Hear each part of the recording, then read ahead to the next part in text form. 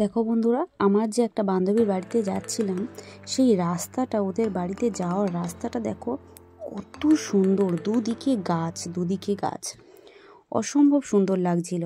তো কালকে ভিডিওটা আমি পুরোটা করতে পারিনি, তার কারণ অনেক বড় হয়ে যেত ওই জন্য।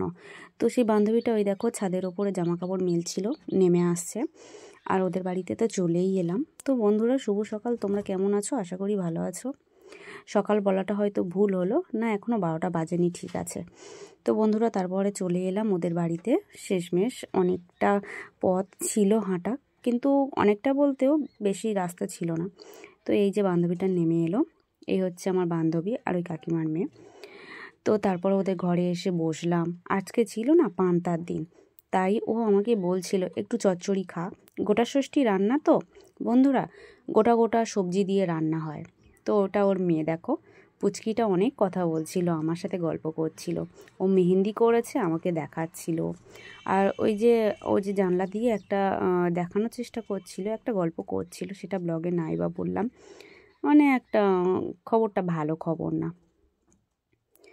তো বন্ধুরা, এই যে পুচকি আর এর একটা দিদি আছে, জানো তো বন্ধুরা।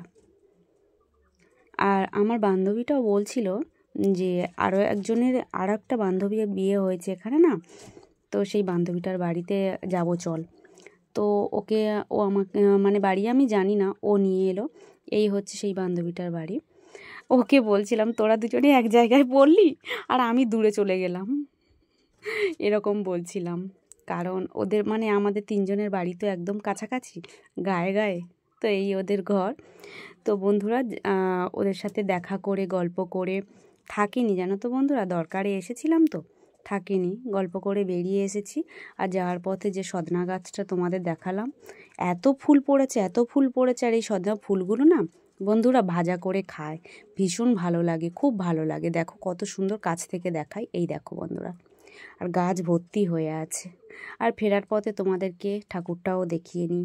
চলো, টাটা।